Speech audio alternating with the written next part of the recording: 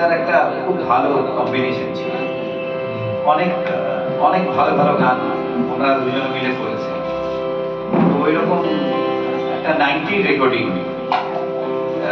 90 কি তার আগের হবে, 80 90 হবে। জটিল দাসগুলি একটা